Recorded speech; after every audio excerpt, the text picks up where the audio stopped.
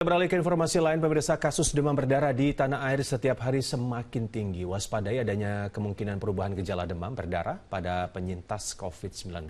Selengkapnya kami kemas dalam Infus, informasi untuk sehat.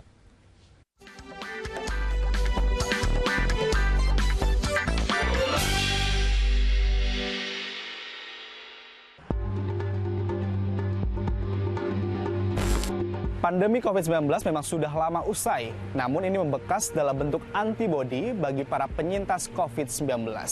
Antibodi ini dinilai dapat memperparah suatu penyakit. Bahkan baru-baru ini muncul adanya perubahan gejala demam berdarah bagi orang yang pernah terkena COVID-19. Wah, serius nih? Padahal kalau bicara soal DBD-nya saja sudah mengerikan ya. Terus sekarang ditambah lagi embel-embel COVID-19.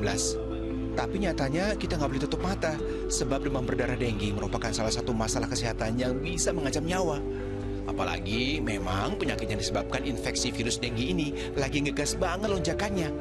Bayangkan saja, angka DBD pada kuartal 1 tahun ini sudah mencapai lebih dari 43.000 kasus dengan 343 kematian.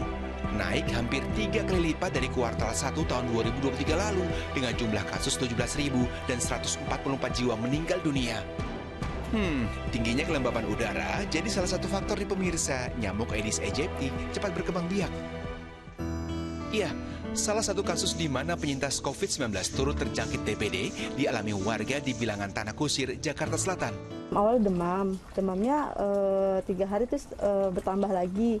Nah itu biasanya kan kalau DBD itu kan ada bintik ya, mimisan, bintik, setahu saya gitu. Tapi ini kok anak saya demam tinggi 3 hari, terus ada lagi sampai seminggu lah gitu, terus nggak ada bintik juga, cuman ada muntah. Itu aja sih yang baru, terus langsung dicek ternyata positif. Butuh kajian mendalam untuk memastikan ada tidaknya perubahan gejala DBD pada pasien yang pernah terinfeksi COVID-19. Tidak munculnya bintik merah sebagai penanda menurunnya trombosit dalam darah bisa jadi merupakan imunopatogenesis atau sebuah proses yang terjadi karena respons imun. Pasalnya, karakteristik virus yang berbeda dalam melekatkan diri pada sel yang akan diinfeksi atau disebut sebagai tropisme menjadikan setiap tubuh memiliki respons yang berbeda pula. Ada kemungkinan antibodi yang terbentuk dari COVID sebelumnya itu akan mengalami satu perubahan respon imun yang berbeda pada pasien yang terkena DBD yang tanpa dengan COVID. Nah, kalau dalam teori itu disebut dengan molecular mimicry, ya, jadi antibodi terbentuk itu bisa menghancurkan trombosit yang terbentuk atau namanya cross reaksi daripada antibodi.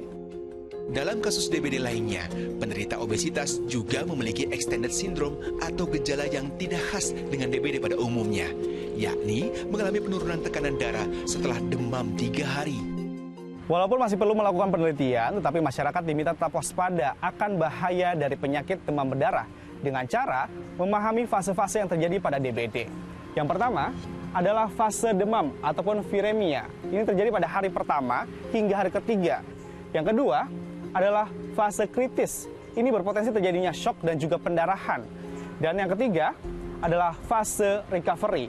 Anda diminta istirahat dalam proses pemulihan maksimal 1 minggu. Karena itu, pencegahan 3M+ menjadi penting diterapkan dan juga vaksinasi. Jika perlu, pakai yang terdiri dari 4 strain virus karena cepatnya virus dalam bermutasi. Agi Kurnia Sandi, Ade Fatoni melaporkan dari Jakarta.